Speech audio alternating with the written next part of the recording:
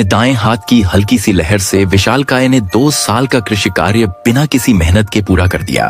गांव वाले उसने बेपरवाही से एक खाई खोदी जिससे नदी का पानी सूखी खेती में बहने लगा और फसलें तुरंत हरी भरी हो गईं। यह देखते हुए कि गांव वालों के पास घर बनाने के लिए सामान नहीं था, विशालकाय ने चुपचाप उनकी मदद की और मिट्टी और बजरी को लाया। यह दया का कार्य एक अच्छा काम होना चाहिए था, लेकिन छोटे राजा को लगा कि विशालकाय उसकी शोहरत छीन रहा है और वह ईर्ष्या करने लगा। उसने गुप्त रूप से उन पेड़ों को काटने का आदेश दिया जो दानव ने लगाए थे। दानव तुरंत गुस्से में आ गया और उसके सामने खड़ा हो गया। पेड़ों को काटने की कोशिश करते हुए राजा को ईमानदारी से सलाह दी कि बिना पेड़ों के भूस्खलन होगा। फिर भी राजा बिल्कुल अनदेखा कर रहा था, यहाँ तक कि उसने अपने सैनिकों को दानव पर हमला करने का आदेश दिया। सबसे दयालु दानव की भी उसकी सीमाएं होती हैं। धैर्य की परीक्षा होते ही वह गुस्से में शहर छोड़कर चला गया।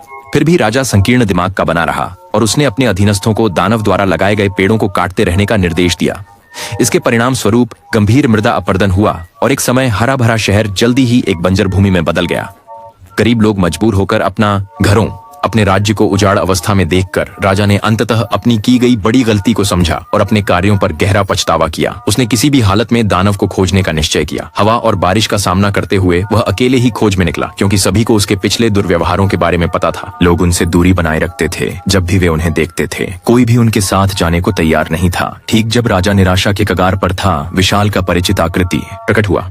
हालांकि समय किसी का इंतजार नहीं करता और यहाँ तक कि दानव भी बूढ़े हो जाते हैं, उनके बाल सफेद हो जाते हैं। राजा ने जल्दी से अपना ताज उतार दिया और जमीन पर घुटने टेके दानव से वापस आने की गुहार करने लगा। अपनी जल्दबाजी में उसने गलती से फूलों का एक गुच्छा कुचल दिया। उसने जल्दी से और सावधानी से उन्हें फिर से खड़ा कर दिया। इस दृश्य को देखकर दानव ने पुष्टि की कि राजा वास्तव में पश्चाताप कर चुका था। उसने अपना हाथ बढ़ाया और राजा को वापस शहर ले गया। दोनों ने एक साथ काम किया, यह निश्चय किया कि वे अपने सुंदर घर को फिर से बनाएंगे।